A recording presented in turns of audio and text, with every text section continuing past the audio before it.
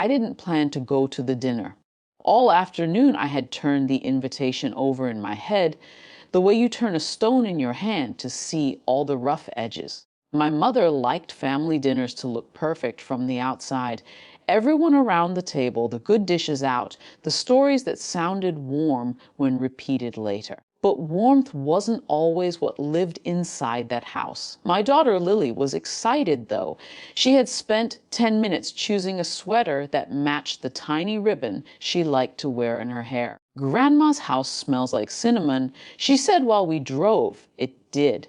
My mother baked something every time people came over. It made the place feel softer than it was.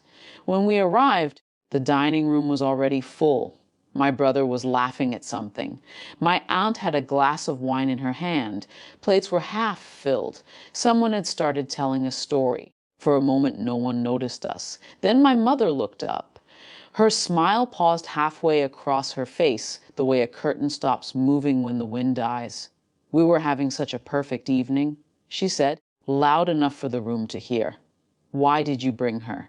The room went quiet in the uncomfortable way people pretend not to notice. I felt Lily's hand tighten around mine. She leaned closer to me and whispered, small and careful, "Mommy, are we not wanted?" The question landed somewhere deeper than my mother's words had. I didn't answer immediately. Instead, I looked around the table, at the people who had known me my whole life. Some stared down at their plates. My brother shifted in his chair but said nothing.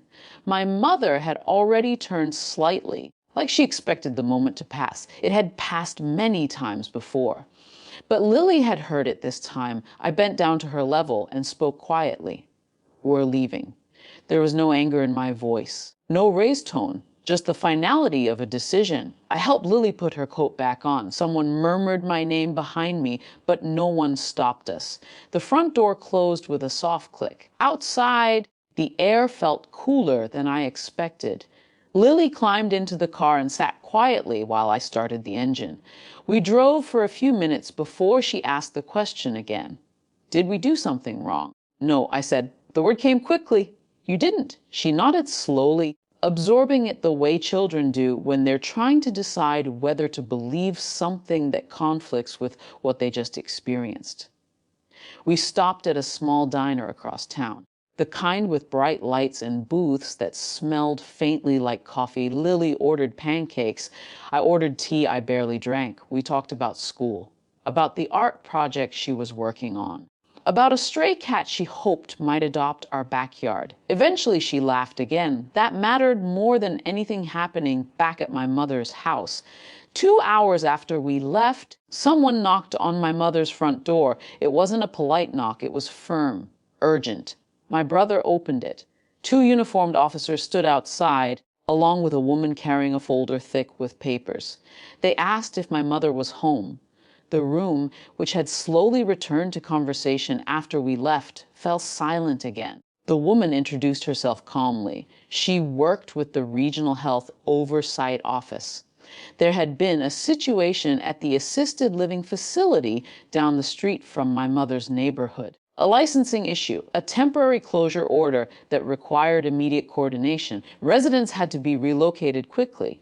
Transportation intake coordination, medical documentation. All of it had to be organized within hours. The officer glanced around the room. "We were told Dr. Sarah Malik lives here," he said. My brother hesitated. My mother answered. "She just left." The woman with the folder nodded slowly. "Yes, we know. My professional contact information had been listed on the emergency response plan for the district. When the facilities systems flagged the issue, my name had been the first one connected to local coordination. They had tried calling. When I didn't answer immediately, they traced the address listed as my residence. My mother's house. The woman spoke politely, but her words carried weight. "Deidre Malik is the Regional Emergency Intake Coordinator for Elder Care Facilities," she explained. "Without her authorization, we can't begin resident transfers." The room shifted. Chairs moved. People looked at each other. My mother blinked. "She handles that." The officer nodded. "She designed the response protocol." For a moment, no one spoke. Then the woman checked her watch. We'll need to reach her as soon as possible. At the diner, my phone buzzed across the table. I glanced at the screen. 7 missed calls, 2 voicemails, a message from my brother.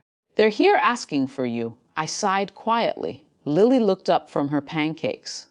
Work, she asked. Something like that. I stepped outside to return the call. By the time I finished speaking with the team, arrangements were already moving forward. The system I had spent 2 years building was doing exactly what it was designed to do. Efficient, orderly, professional. Inside the diner, Lily had drawn a picture on a napkin. It showed the 2 of us holding hands next to a house with a large tree. She pushed it toward me proudly. "This one's ours," she said. I folded the napkin carefully and slipped it into my bag. Later that night, messages started arriving. My brother first, then my aunt.